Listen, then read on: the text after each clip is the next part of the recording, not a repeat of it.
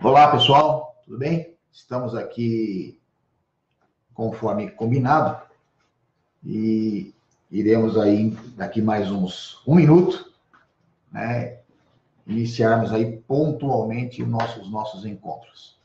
O nosso tema, falaremos aí hoje sobre o assédio moral, o assédio sexual e a sua correlação com os regulamentos disciplinares.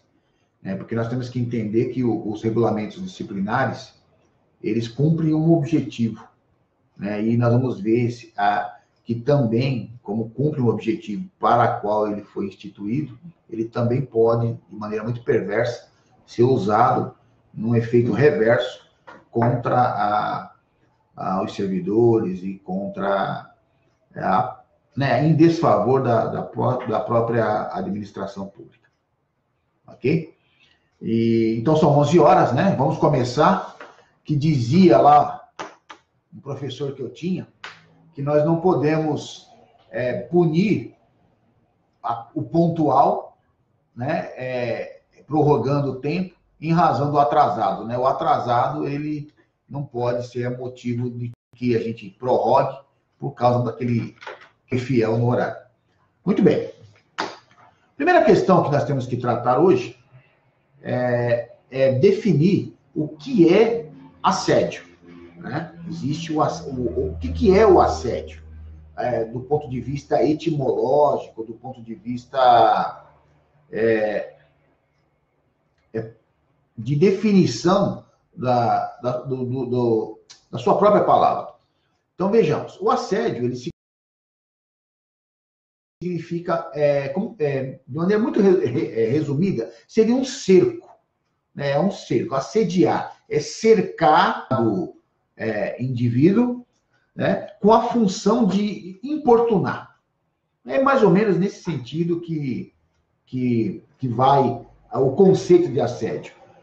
Então, determinada parte, ela começa a cercear determinado indivíduo ou grupo de indivíduos com a finalidade específica de importunação. É como se em uma multidão você fosse selecionado no meio daquela multidão e a partir dali fosse submetido a condições de tratamento totalmente diferenciado daquele outro grupo da qual você foi extraído. Ok? Então, é isso mais ou menos a ideia, para que a gente tenha um ponto de partida aí referente a essa questão.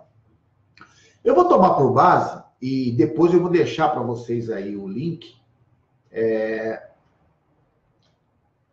sobre as legislações hoje que estão em práticas no serviço público com relação ao assédio moral. Eu vou tomar por base aqui o nosso ponto de partida, a Lei 12.250, que ela foi publicada no dia 9 de fevereiro de 2006, e ela é a lei do governo estadual, aqui do estado de São Paulo, que regula essa matéria do assédio moral no âmbito do serviço público estadual.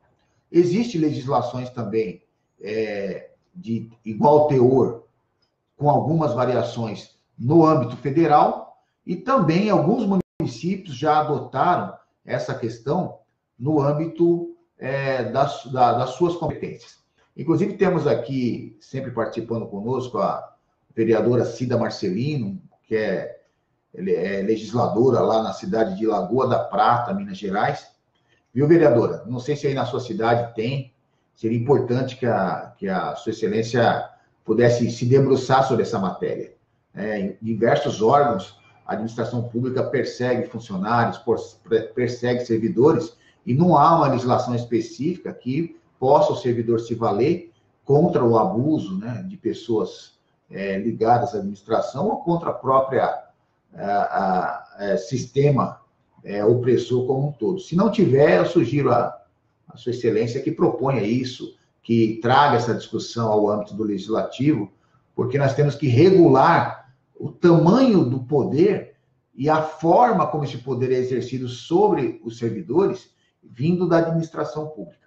Nunca se esqueça uma coisa, o Estado, né, quando eu digo Estado, é o ente federado político, que abrange aí os 27 estados, o Distrito Federal e os 5.570 municípios existentes no Brasil, ele tem uma habilidade muito grande de fazer leis para os outros cumprirem. Mas ele é o primeiro violador. O Estado, ele lidera o ranking das organizações que fazem as coisas erradas. Se você deve ao Estado, o Estado te paga quando quiser, sem juros e com precatório para o seu trisneto receber. E ninguém pode fazer nada.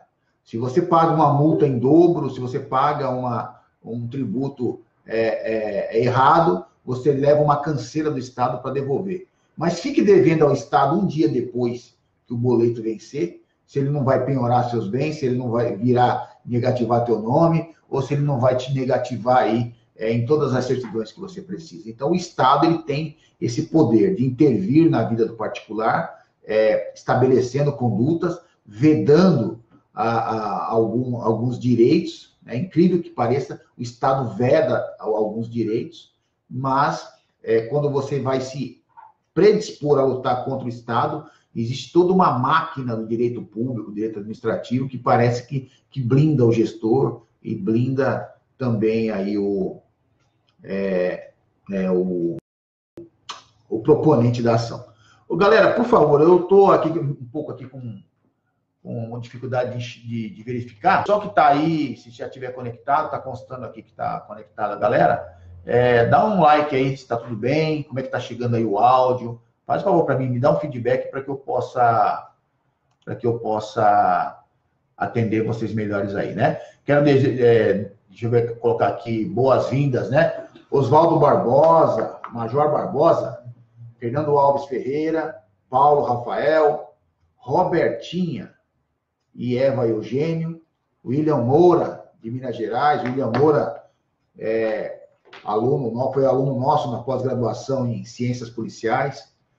Então, fez parte aí da primeira turma de pós-graduados, né, e, portanto, especialistas em Ciências Policiais, Segurança e Ordem Pública aqui na nossa faculdade. Inclusive, o cartaz está aqui atrás, né? Ele é dessa turma aqui.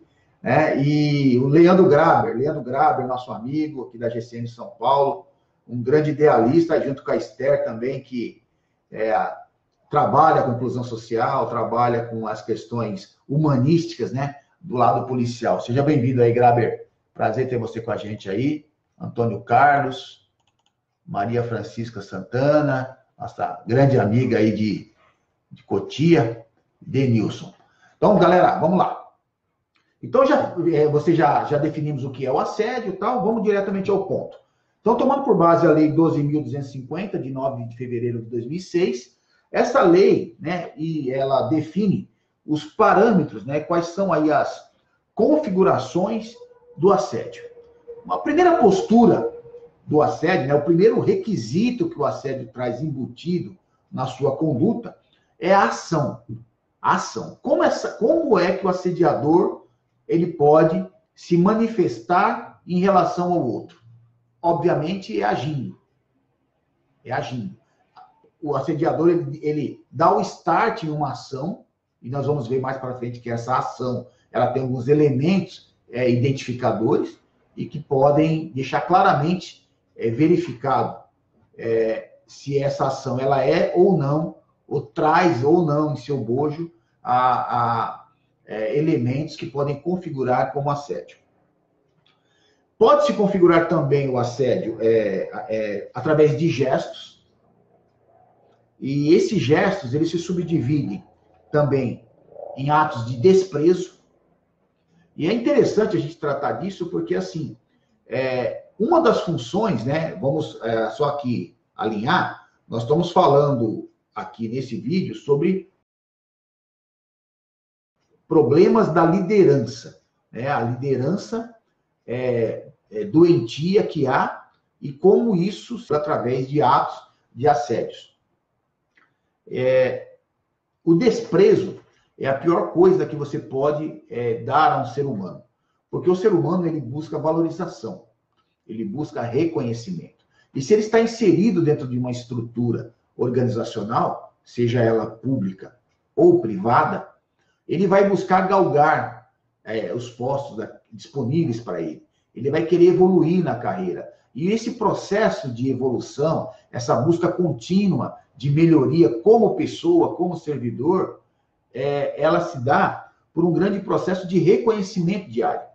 Um elogio, um sorriso amigo, uma reunião com uma preleção, onde é destacado um fato positivo que você fez, ou deixou de fazer, ou praticou, né, e que engrandece a você e a própria instituição. E quando você tem isso retirado de você, é colocado no lugar. Então, tudo que você vier a fazer, por melhor que seja, não será levado em conta. Todas as ideias positivas que você trouxer vão ser arquivadas. Tudo, eu vou pegar exemplos claros aqui, né, no âmbito aqui da nossa atuação, que é a área policial. Então, por exemplo, nós temos a polícia como uma instituição que ela tem um alto nível de rejeição.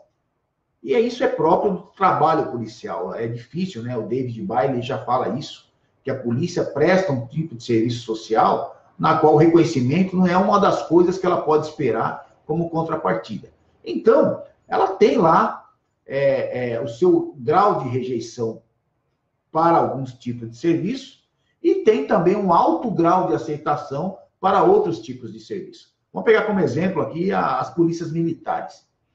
Você pega lá, dificilmente você vai ver alguém elogiando uma viatura de força tática, uma viatura de rota, uma viatura que tenha como atividade fim exercer o seu ministério de abordar pessoas, de estabelecer comportamentos, fiscalizar condutas, verificar indivíduos no espaço público em fundada suspeita. Então, esse tipo de serviço é um serviço, digamos assim, desgastante e muito distante de elogios.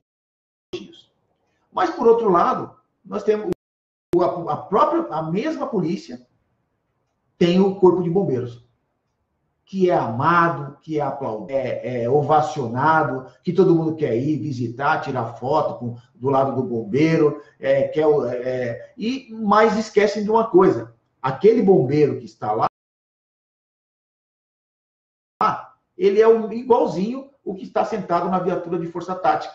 Mesmo cargo, mesmo salário, ele só apenas atividade policial, né, diferenciada. Ele está escalado em uma modalidade de policiamento diferenciada. E isso acontece muito nas polícias. Então, aqui eu tenho aqui, por exemplo, a galera que está aqui, só não vou citar nome, né? Que vai que a gente cita e acaba sendo perseguido. É uma galera que está aqui com a gente conectada, que são pessoas que trabalham com social, que gostam, estão sempre nas atividades, ajudando as crianças carentes. Temos aqui em São Paulo o subinspetor Prado, que ele tem lá o Papai Noel azul, né? Que ele azul porque está ligado à corporação dele, que é azul, e ele promove aí uma série de trabalhos em asilos, orfanatos, comunidades, etc.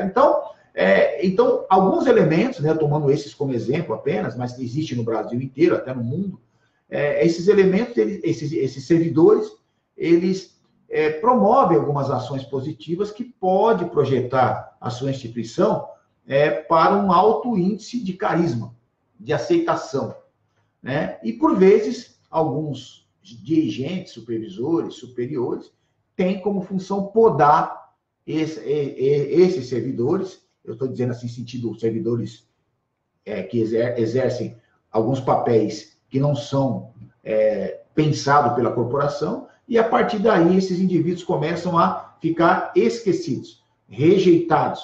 Às vezes a ideia dele não é aprovada. E aí muitos projetos bons são abortados. Então, isso é uma forma de assediar, né, de cercar, de importunar quem está fazendo bem. Não estou dizendo aqui que esses colegas citados, isso, de forma alguma. Mas, dependendo, aí voltamos aí, dependendo da chefia, dependendo do superior hierárquico, dependendo de como o gestor maior da instituição enxerga determinadas ações, e se ele for vaidoso, e se ele for despreparado para o cargo, se ele for uma pessoa graves problemas morais, né? Se ele for um narcisista, se ele for uma pessoa, um psicopata, porque tem psicopata em todos os lugares, ele não vai se conformar que o projeto do outro se realize. Porque não foi ele que teve a ideia. Porque não foi ele que estava à frente. Não é o nome dele que está lá no projeto. E ele não entende que, como líder, o papel do líder é deixar que os seus liderados cresçam, que os seus liderados evoluam, que os seus liderados aflorem a sua ideia e que essa ideia agregue valor no todo e o resultado de todos é o resultado do líder. Ele não entende isso porque nós vamos ver depois no módulo seguinte da liderança algumas características desses tipos de líder. Então, muito bem. Então, pode ser desprezado. Então, ô chefe, tenho aqui uma ideia. Ah, não vai dar certo, esquece. Ah, deixa o papel aqui comigo e vai ficar na gaveta e esquece. Foi desprezado. Segunda questão do assédio é que o assédio ele pode se dar também pela ignorância. O que é ignorância? Nesse sentido que eu estou falando. É ignorar você. Ignorar aquela pessoa que está sendo objeto do assédio. O que é ignorar? É uma forma de desprezo. Eu não vou te receber, tudo para você vai ser difícil, tudo para você eu vou negar, e o outro pede uma folga para o mesmo dia, para o outro eu concedo, para você não. E, de alguma forma, você sente, porque você é o destinatário do ato do assédio, de que você está, entre aspas, sendo perseguido. Quando você começa a ter essa percepção de que você está sendo perseguido, logo nós vamos nos remeter ao significado da palavra assédio, que você está sendo sitiado. Lembra que eu falei? O que é o assédio? É você sitiar, é você cercar a pessoa para determinado fim de importunar. Então você começa a se sentir desconfortável. Você começa a pensar, um pouquinho, poxa, chego lá, o chefe muda a cara, chego lá, o outro está sorrindo comigo, ele é ríspido, ele é grosso, comigo ele é curto e grosso, com o outro não, e eu estou sentindo que eu estou meio queimado, ele está me queimando, e pera um pouquinho. Aí quando você está nessa situação, você já começa a sentir de que você está sendo sitiado. E avançando. Humilhação. Quando você passa a ser objeto de humilhação. E é interessante, gente, que a humilhação, ela se dá de uma forma ostensiva ou velada. Ostensiva quando eu chego em público, e acontece muito isso com diversos superiores, graduados, oficiais, que são despreparados para lidar com problemas. E quando eu digo despreparados, eu não posso nem culpar a academia, a escola que ele foi formado, que eu acredito até que ele tenha tido aulas de liderança. Ele esteja talvez despreparado a estar no cargo. Eu não estou nem dizendo que ele está despreparado por falta de formação. Despreparado para aquele cargo. E aí o chefe chega na preleção, pega você, daquilo que nós chamamos de bode expiatório. A palavra bode expiatório, ela tem uma vinculação interessante. Ela se dá, antigamente, nos rituais de sacrifício, você apresentava o animal ao sacrifício, e aquele animal, ele morria e o sangue dele valia por todos. É como se o pecado das outras pessoas fosse descarregado naquele bode. E também é o mesmo significado da que nós chamamos de boi de piranha. O que é boi de piranha? Boi de piranha havia, por exemplo, quando o vaqueiro ia levar a boiada de um lugar para outro, e ele precisava atravessar um riacho ou um rio que tinha piranha, o que ele fazia para poder atravessar todo o rebanho em segurança? Ele pegava um dos bois, ia para um lugar mais avançado, sacrificava aquele boi, e o sangue daquele boi atraía todo o cardume das piranhas para alimentação, para elas se alimentarem. e a partir dali, enquanto isso, um pouco mais para baixo, ele passava rapidamente com toda a boiada. Então ele sacrificava um para salvar os outros. Então o boi de piranha, o bode expiatório, é o que o camarada do assédio, que está sendo assediado, ele é submetido em processo de humilhações ostensivas. Lembra que eu falei? Tem a ostensiva e tem a velada. Nós estamos falando da ostensiva. Então, o que acontece? Tem uma preleção, todo mundo informa, todo mundo está lá, o camarada olha para você e comenta só o seu caso. Comenta olhando para você. A fala dele é ridícula. E aí ele olha para você. Ele dá exemplo negativo tendo você como modelo. E aí você começa a se sentir mal com relação aí perante os seus colegas. Ou seja, outra coisa mais, ele pode, de uma maneira muito grosseira, chegar e falar, olha, não mais como o José fez. O José ontem fez isso, aquilo outro. Então, assim, ó, por favor, hein? Não quero outros Josés aqui não comigo. Então, ele começa a personificar o seu ato, o seu erro, a sua conduta como modelo de coisa negativa. Então, isso é uma humilhação ostensiva. E tem aquela humilhação velada, em que ele começa a fazer relatórios contra você, ele começa a criar boatos, rodinhas de conversa, e você sabe que é sobre você. E você sabe que você é o objeto daquilo que nós chamamos de escárnio, né? Está escarnecendo sobre você. Você vira as costas, o grupinho falando de você, e o assediador está no meio, promovendo, fomentando o seu nome, como como se fosse assim, digamos assim, a bola do jogo. Né? Não haverá uma rodinha de gente falando mal de você, na qual o assediador não esteja participando. E só fazendo aqui um adendo, e agora fazendo uma vinculação com regulamentos disciplinares, nós temos que entender o seguinte, eu vou até fazer uma leitura aqui, eu estou usando aqui o regulamento disciplinar da Polícia Militar de São Paulo, não é uma leitura acadêmica, tenho aqui o regulamento da Guarda Civil Metropolitana de São Paulo e outros regulamentos disciplinares, mas eu vou ler aqui um fato interessante que eu achei, do que deve ser feito, né, do que o superior deve fazer com relação quando um subordinado seu, ele comete uma transgressão. Veja o que é, isso aqui essa introdução ao regulamento disciplinar, foi escrita pelo juiz da Auditoria Militar aqui de São Paulo, o doutor João Ronaldo Rotti. Diz assim, o doutor João Ronaldo, havendo uma transgressão disciplinar, sua persecução, quer dizer, o ato contínuo da administração nesse fato, né, ocorre com a obrigatoriedade funcional e moral que tem o superior hierárquico de comunicar por escrito ao autuoso, dando início ao procedimento disciplinar, o qual ensejará o processamento do fato e o seu julgamento por meio, gravem isso, do devido processo legal.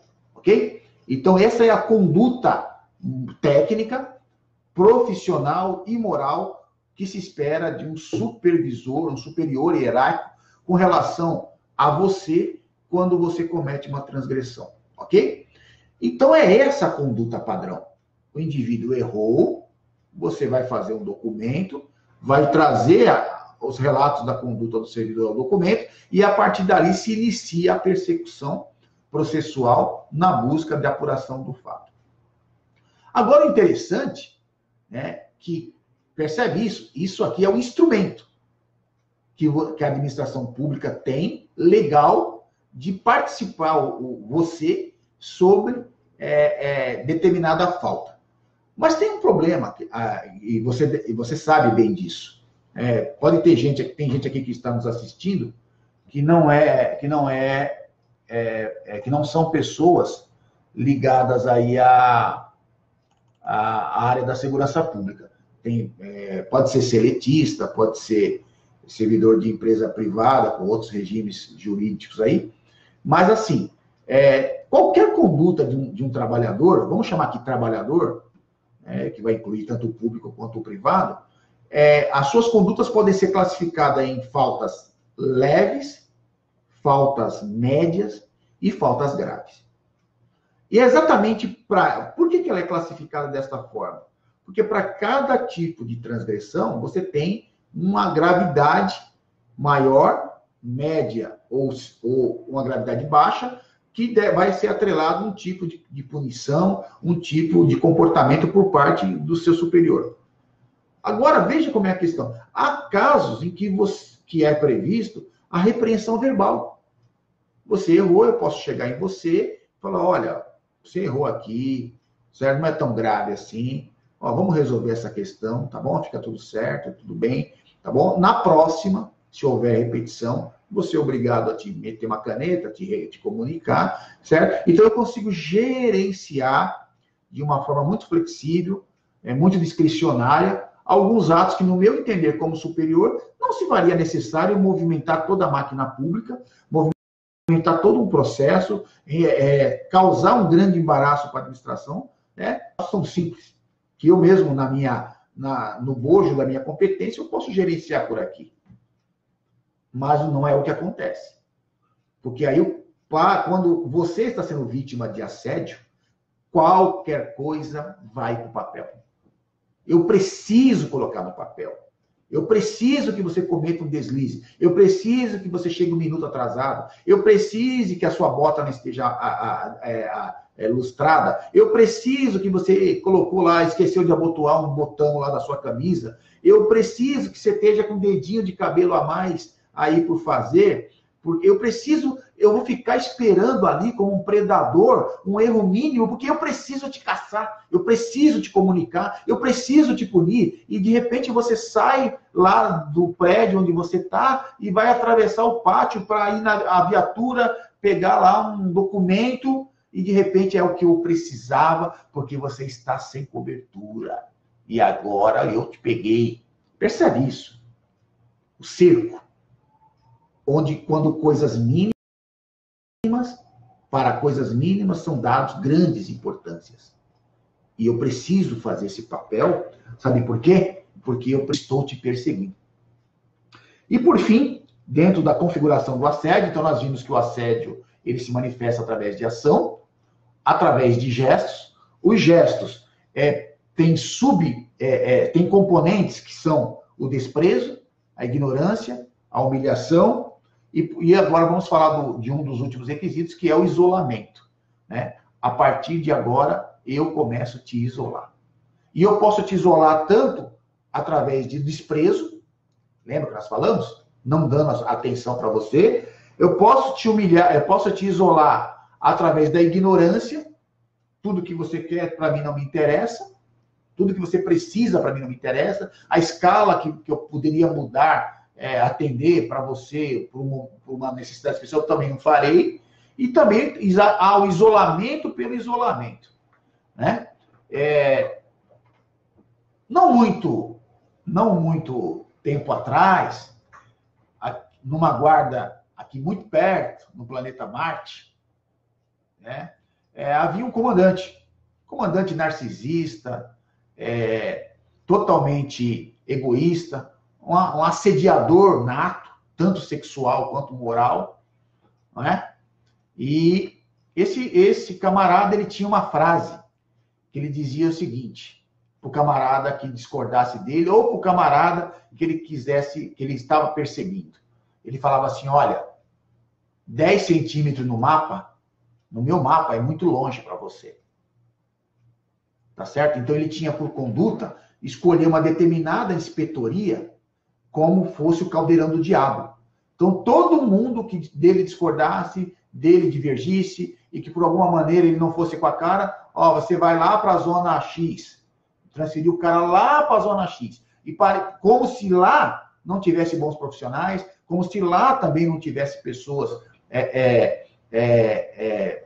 que desempenhassem o seu trabalho adequadamente. Então, começou a rotular determinada inspetoria, determinada localização geográfica de São Paulo, né, como o local de penitência, né, o purgatório, porque ele, Senhor dos anéis, Senhor dos brevês, Senhor dos cargos, Senhor da arrogância, tinha o poder de exercer o assédio oficialmente. Então, o regulamento disciplinar, ele é uma, digamos assim, uma carta patente que autoriza o líder psicopata a se valer de mecanismos jurídicos para perseguir quem ele deseja. E aí começa o que nós chamamos indústria da punição.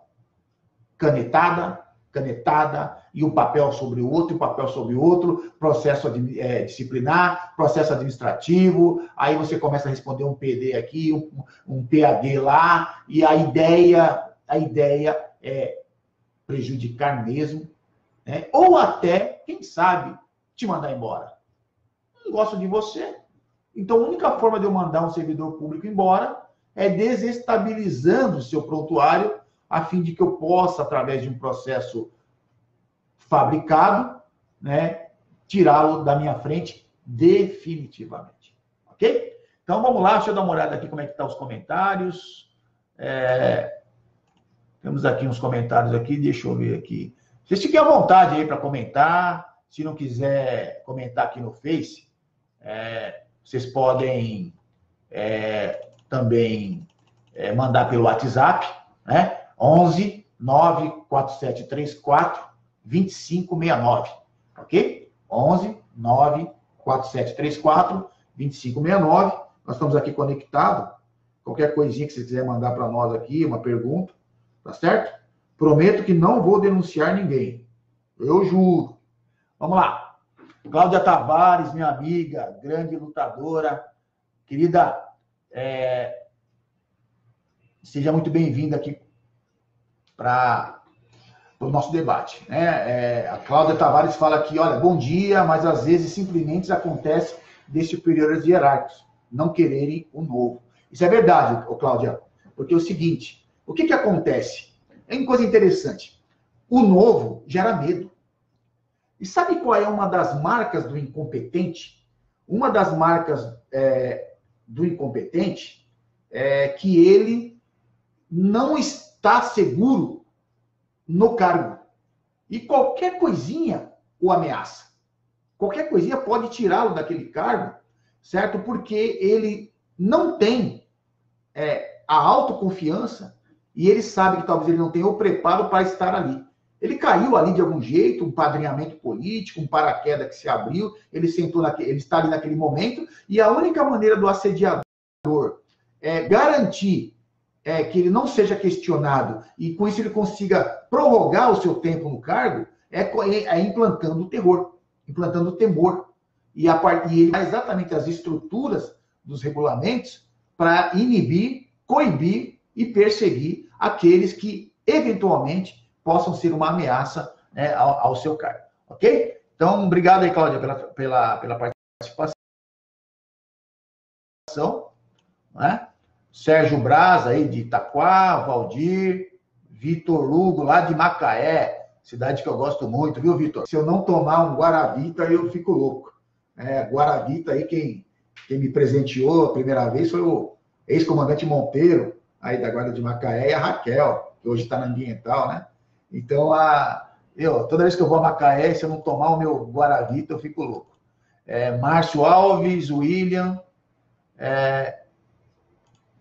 Muito bem. Só reforçando uma questão aqui, então. Tá certo? Vamos falar, então. Então, o assédio ostensivo e o assédio velado. E o assédio velado, ele conversa muito proximamente com as tal das partes. Então, parte para lá, parte para cá, parte para lá, porque a ideia do cara é realmente partir você no meio.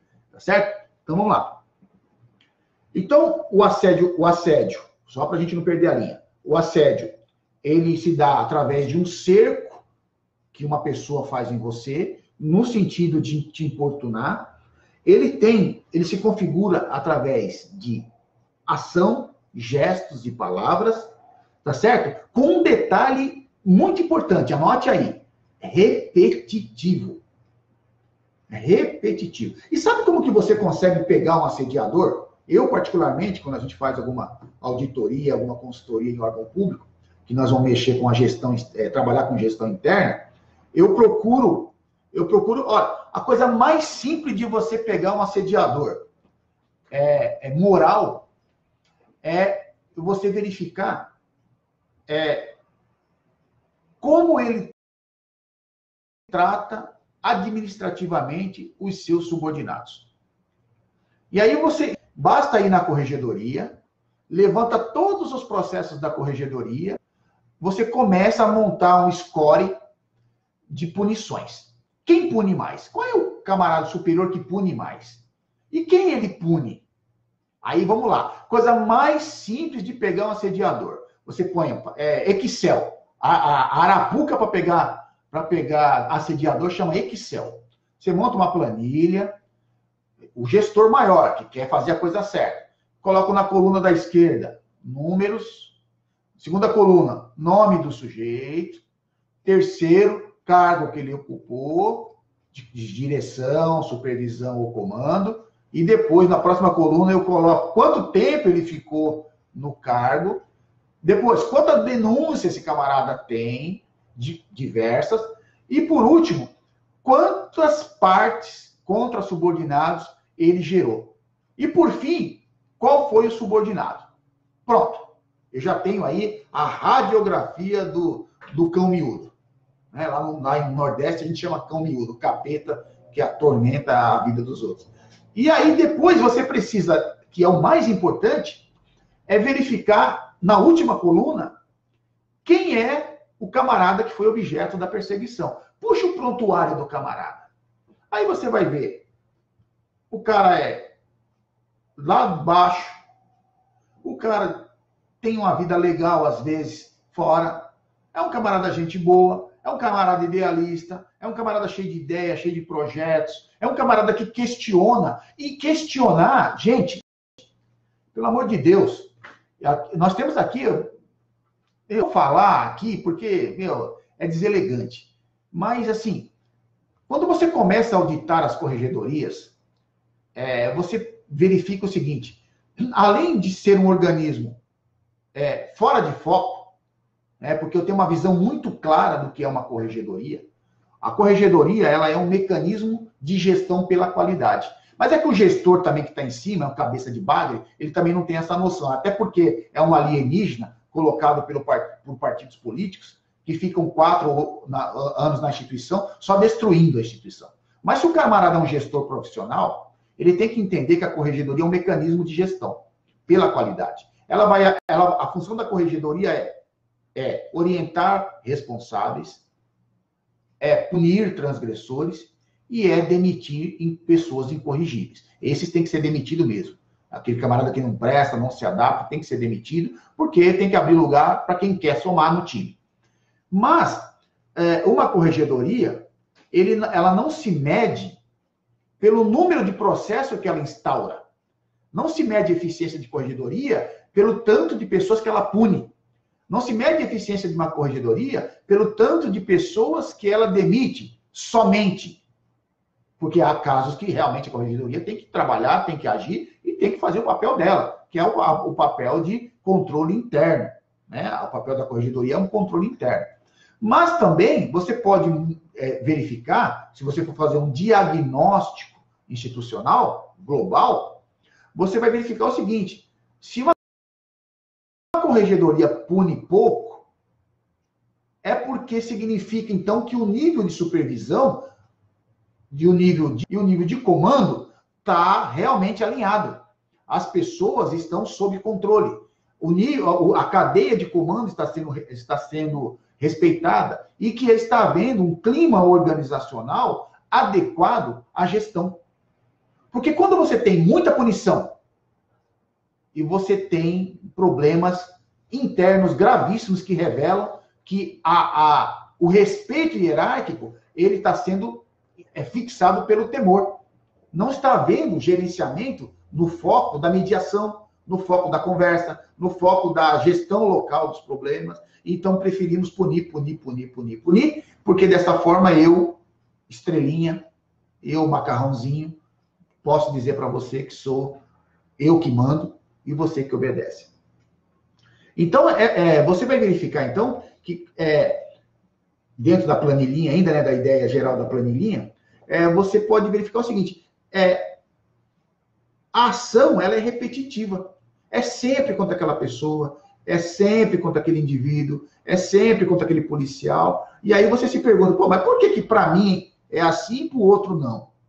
Por que o outro fez o mesmo que eu, não foi punido e o outro foi? Porque no processo administrativo tem 3, 4 pessoas sendo envolvidas pela mesma gravidade, essas pessoas foram saindo e eu fiquei. Porque é você que é o boi de piranha. Porque é você que é o bode expiatório. Ok? É óbvio que, vou deixar claro aqui, antes que alguém fale alguma coisa, de que o que eu estou falando não é regra geral, não são todos assim, não são todas as corregedorias assim, existem as exceções, para tudo existem exceções, mas na maioria dentro do diagnóstico organizacional, analisar tipo de liderança e como essa liderança ruim está adoecendo o efetivo e está potencializando o trabalho da corregedoria, nós temos uma doença, um diagnóstico rápido. Existe um tumor maligno. E esse tumor maligno é o tipo de liderança que a instituição tem. Ok? Isso está claro. Nós temos aqui estudos para comprovar isso. E quando você muda a liderança, quando você capacita a liderança para um outro foco, quando você internaliza as pessoas no processo plural participativo, e você começa a ter respeito pelo olhar, pelas ideias, que você começa a ter tolerância, você trabalhar a resiliência e a mediação de conflito, automaticamente o clima organizacional aumenta, o número de participação geral aumenta e o número de processo administrativo cai. Percebe isso? Não tem como errar. É remédio para pressão alta. É benzilato de alodipina 0,5 todo dia, tá certo? É ali uma aspirina prevente depois do almoço, a pressão arterial equilibra, a corrente sanguínea fica no fluxo adequado e o corpo funciona bem. É mais ou menos assim. Deixa eu dar uma olhada como está a galera aqui. Como é que tá? Paulo César Chagas Peçanha, bem-vindo aí, irmão. Jefferson, Donizete. Então, vamos lá. Então, se a ação é sempre repetitiva, então é um dos elementos que configura o assédio moral. Então, vamos lá? Assédio moral, ele se dá através de ação, de gestos, de palavras, e a forma com que ele se enquadra é uma forma repetitiva. Mas qual é o objetivo de tudo isso? Então, o objetivo de tudo isso é afetar determinada pessoa ou grupo de pessoas dentro da estrutura.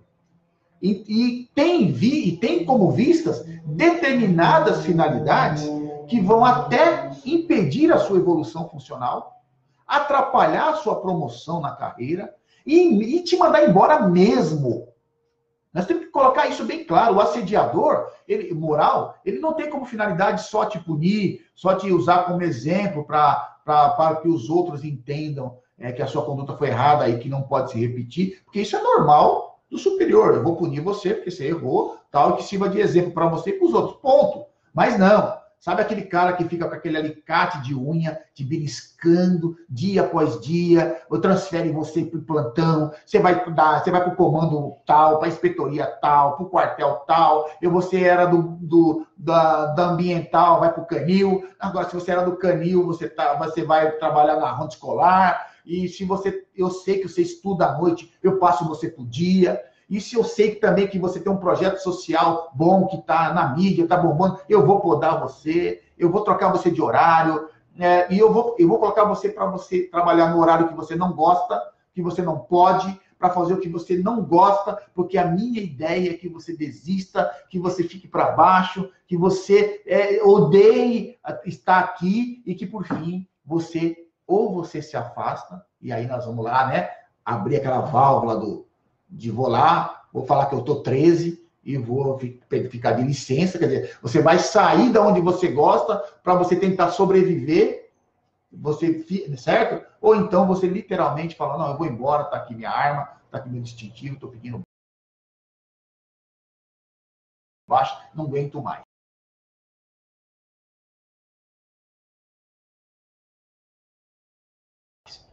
Você abandona o seu sonho por causa de um idiota.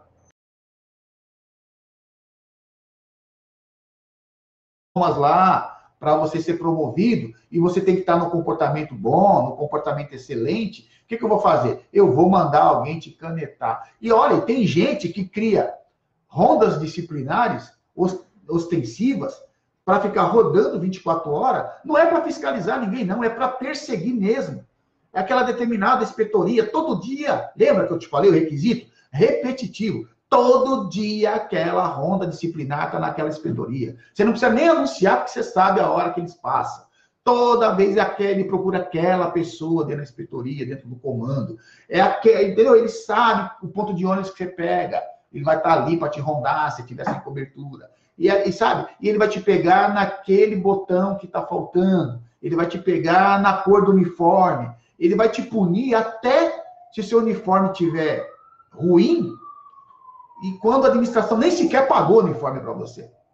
Faz 1 ano, 2, 3 anos que você está com aquele uniforme, porque você não pagaram o uniforme novo, e ele vai te punir que o uniforme está desgastado, irregular, sem levar em consideração que isso é culpa não sua, da administração. Você percebe? Deu para entender aí o que eu estou falando para vocês? Tá claro?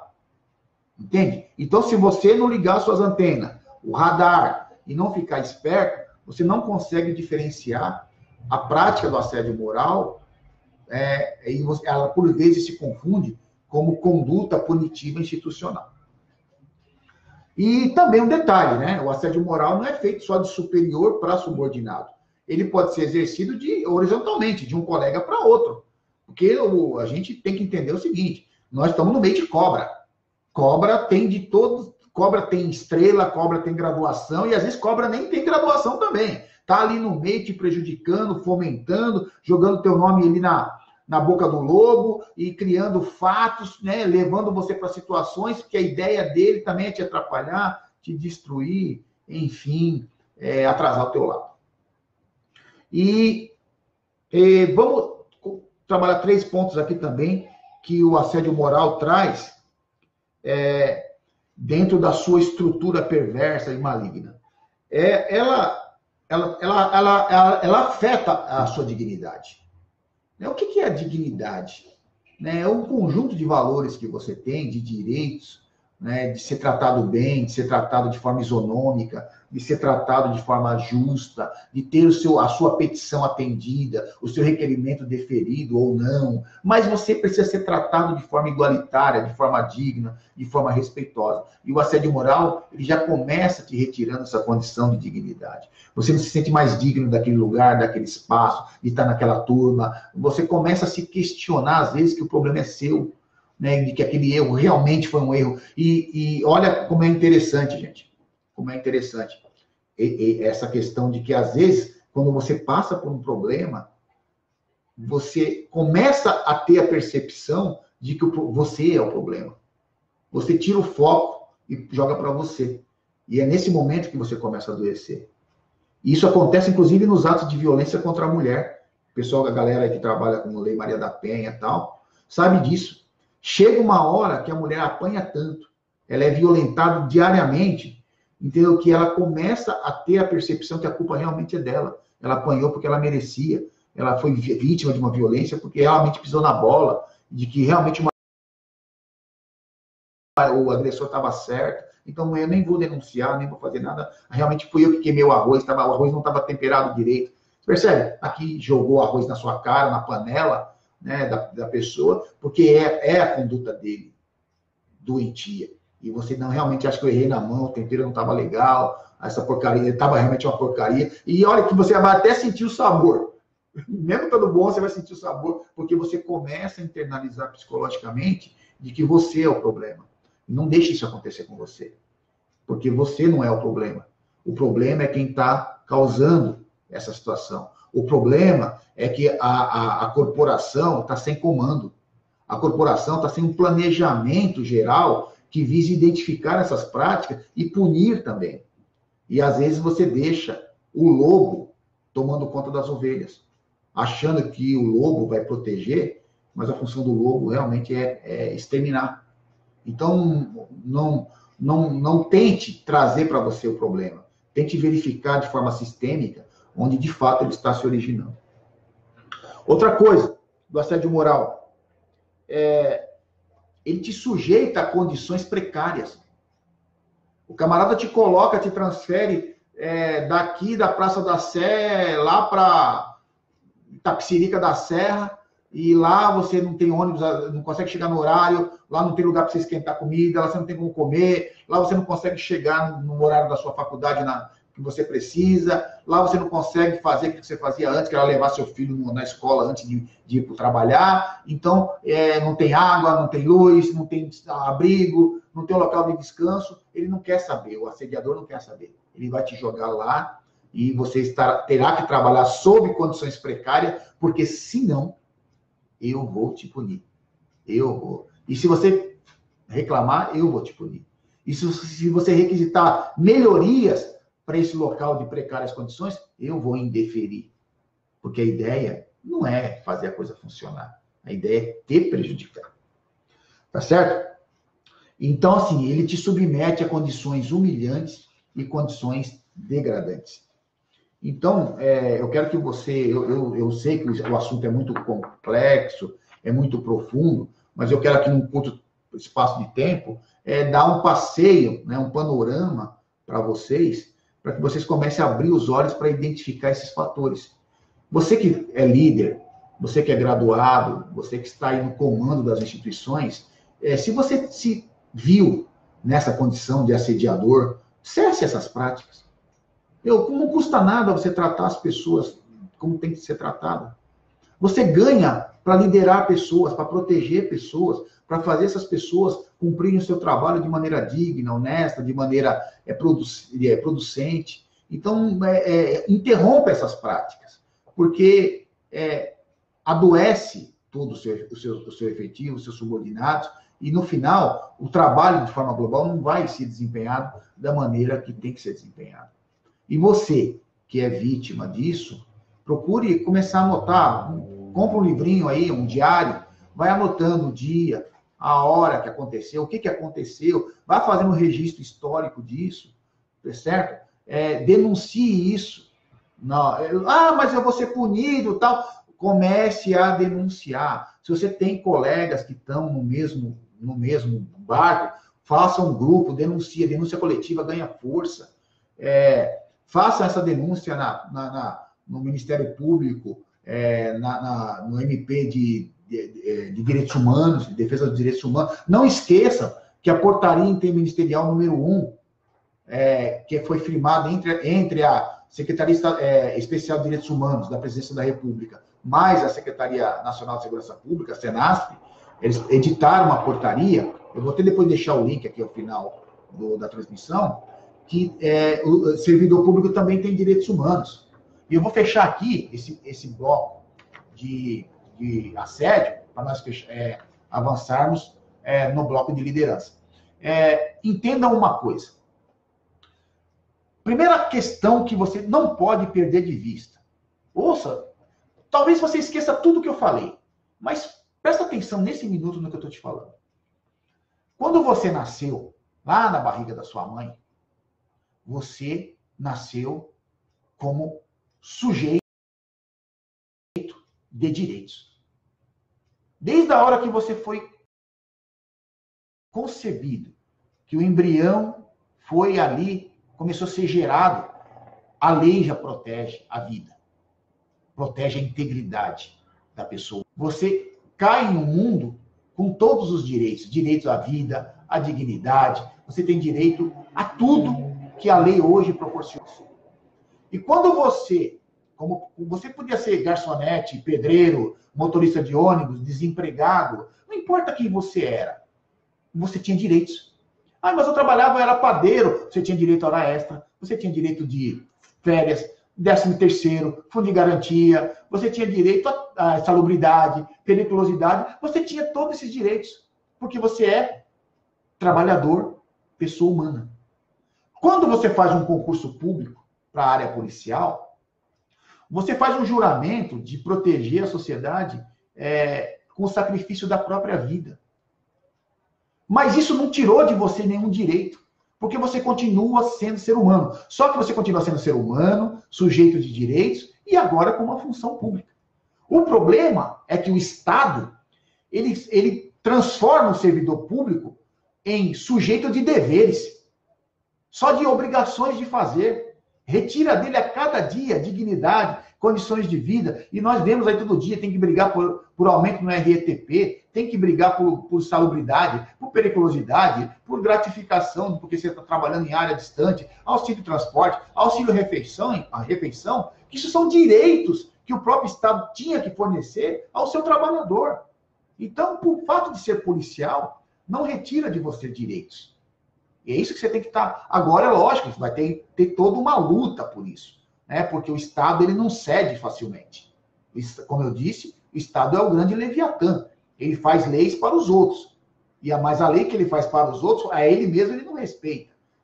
Como está aqui, a Lei 12.250, de 9 de fevereiro de 2006, o governador de São Paulo sanciona a lei de assédio moral. Está lá. Mas se ninguém denunciar, ela não vai valer.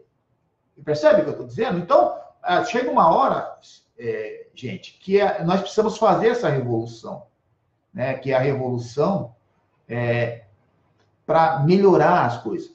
Toda revolução ela tem o sentido de melhora, de conquistas coletivas, né? O professor Paulo Bonavides, ele define muito isso no seu livro Ciência Política. A diferença de revolução para golpe, né? Golpe é quando meia dúzia de pessoas usam uma multidão e o resultado que ele consegue vale só por meia dúzia.